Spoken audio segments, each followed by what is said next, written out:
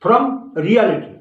No, what Caesar, Cromwell, and Napoleon could not do with all the club law and moral laurels of the state in the mighty hands can't be done by enthusiastic criminals and lunatics, even the Jews.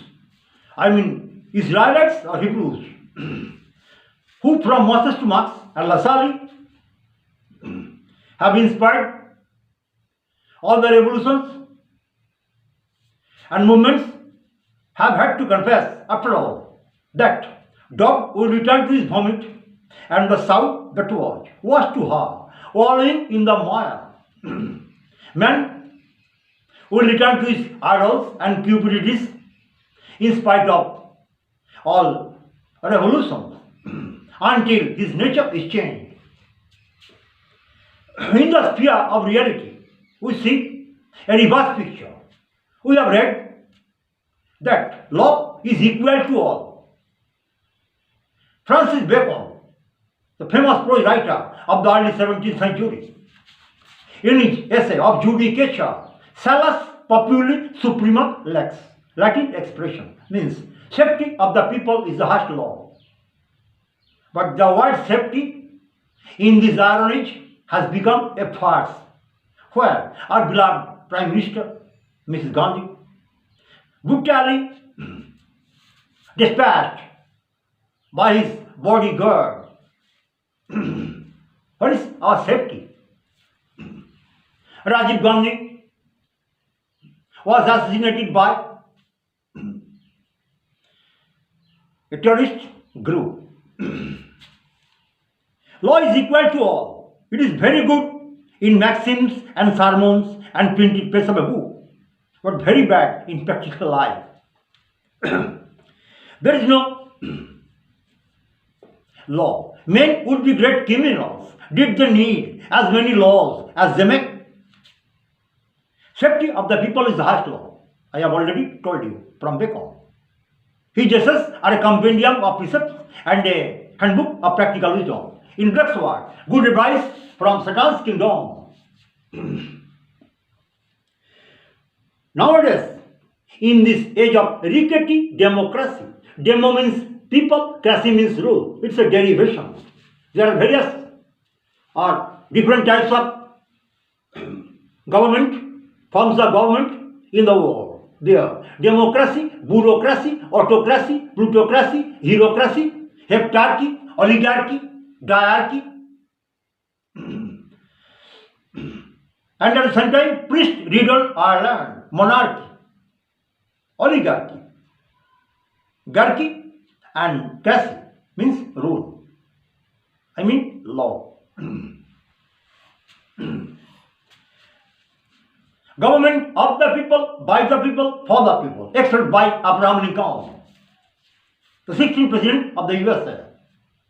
The poorest have taken the highest place in the world. From log cabin to White House is a seemingly impossible journey, but miracle history is a record of such an unbelievable journey of a commoner to the high seat of country's president. But it is an awful truth that innocence and piety are not always successful in this world. He is no more today, but in the sphere of reality, I see a reverse picture. What are his politics? Either the worship of a despot, because a despot can kill a parliamentary cockfighting. Law is that portion of the established thoughts and habits which is gained the distinct and formal recognition in the shape of uniform rules backed by the authority and power of government. But what is government? Nowadays, it is gospel truth that self-help is the best help. A man who always changes his modus operandi cannot find his way out in the same way. He who always changes he who always depends upon or hinges upon others, the supreme being, I mean first cause, does not shower benediction upon him. We should shun hypocritical sense of cosmopolitanism and accept reality in this world. The fit survive and the people perish. It is manifest that in this age of Pharisaical holiness, and sanctimonious hypocrisy of the religious. What is our religion? Religion is a man-made cover, a cloak, so tenuous and cobwebby that it can't stand or brook the slightest blow. Bhelalam, in his romantic comedy entitled The Merchant of Venice, expressed his feelings with the help of rhyme bars.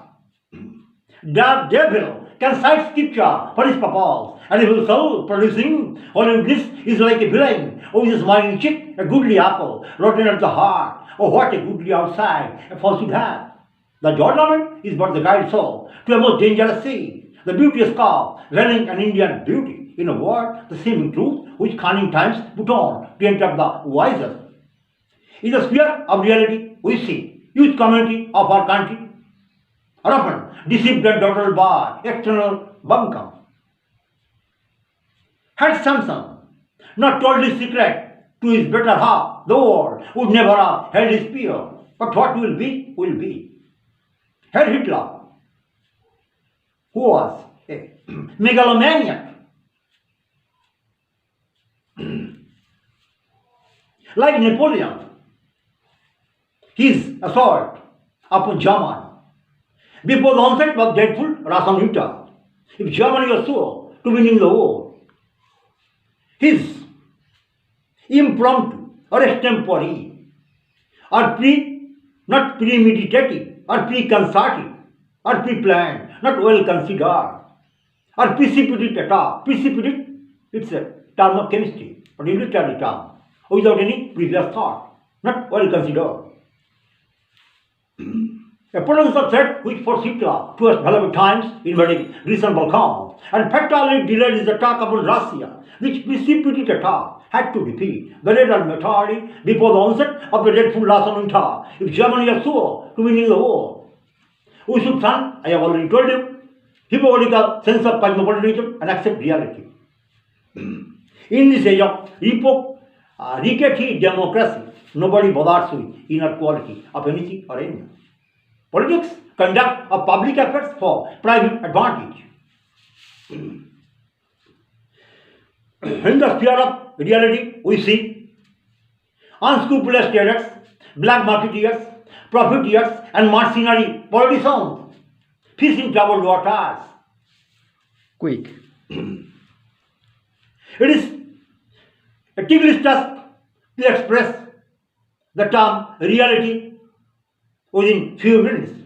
Hence, I ended my haram.